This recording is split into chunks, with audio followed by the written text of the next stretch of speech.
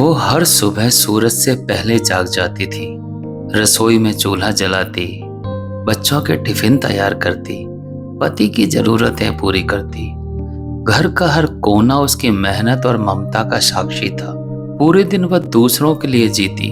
परिवार की मुस्कान ही उसकी सबसे बड़ी कमाई थी और अपनों की खुशी में ही उसे अपनी दुनिया दिखाई देती थी। लेकिन इस भाग दौड़ में एक रिश्ता ऐसा भी था जो हर बीतते साल थोड़ा और दूर होता जा रहा था।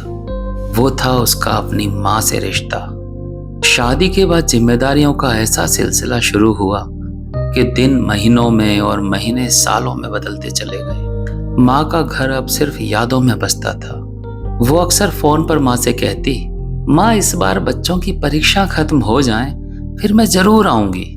माँ हर बार वही जवाब देती, कोई बात नहीं बेटी, तुम खुश रहो, अपना और बच्चों का ध्यान रखो। मैं तो हमेशा से यही हूँ, जब समय मिले तब आ जाना। माँ की आवाज में शिकायत कभी नहीं होती थी, लेकिन इस आवाज के पीछे छिपा इंतजार मैंने शायद कभी महत्व ही नहीं दिया। समय यूं ही फिसलता रहा। फिर एक दिन अचानक उसे कुछ दिनों की राहत मिली। बच्चों की छुट्टियां थी, काम का बोझ भी कम था। उसके मन में जैसे वर्षों से दबा हुआ कोई सपना जाग उठा।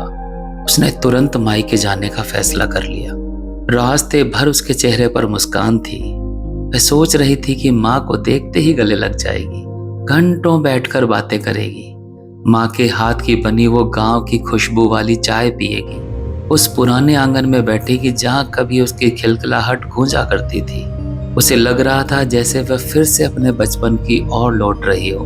उसका वो सफर एक सपने का सफर बनता जा रहा था, लेकिन उसे क्या पता था कि जिंदगी ने उसके लिए उसकी किस्मत में कुछ और ही लिख रखा है। जैसे ही वह घर के बाहर पहुंची, उसके कदम अचानक ठिठक गए। उसके मन में एक अनचाहा संदेह आ पसरा। घर के बाहर एक अजीब सा सन्नाटा बसा हुआ था। वो घर जो कभी हंसी और आवाजों से भरा रहता था, आज वो बिल्कुल खामोश था। पड़ोसियों ने उसे देखा तो उनकी नजरें भी झुक गई।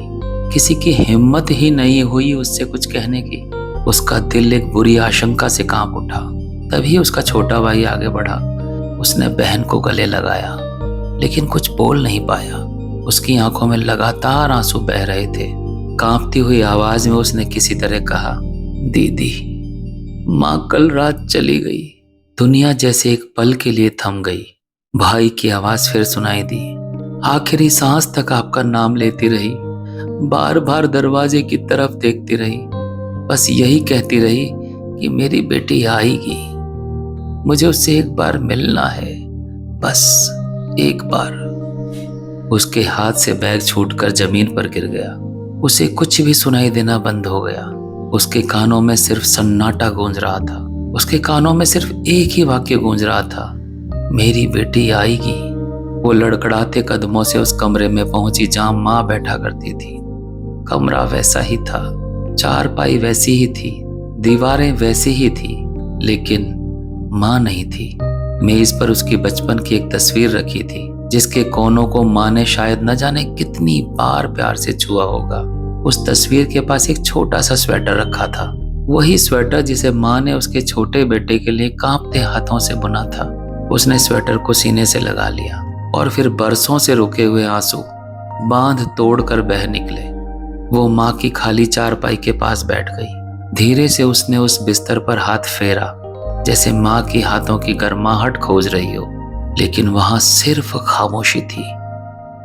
एक ऐसी खामोशी जो दिल को चीर कर रख देती है।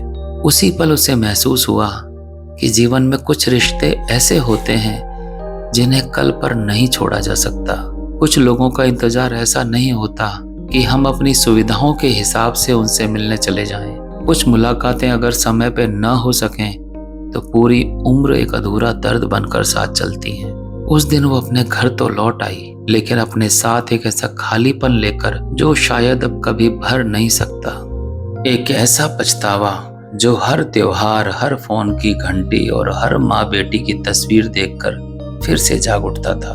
उसने उसी दिन अपने मन में एक वचन लिया, अब वो अपने अपनों के लिए समय निकालना कभी नहीं टालेगी, क्योंकि काम फिर हो सकते हैं, जिम्मेदारियां फिर निभाई जा सकती हैं, लेकिन जो लोग एक बार चले जाते हैं वो कभी वापस नहीं आते। उस रात वह माँ के आंगन में बहुत देर तक बैठी रही। आसमान में टिमटिमाते तारों को देखकर उसकी आंखें लगातार नम थीं। हवा का एक झोंका उसके चेहरे को छूकर गुजरा। उसे लगा जैसे किसी ने बहुत प्यार से उसके सिर पर हाथ फेरा हो। उसने आसमान की ओर देखा और उसे महसूस हुआ मानो दूर कहीं अनंत आकाश के उस पार एक परिचित मुस्कान अब भी उसे देख रही हो। वैसी ही मुस्कान जो हर बार उसे विदा करते समय उसकी माँ के चेहरे पर खिल जाती थी।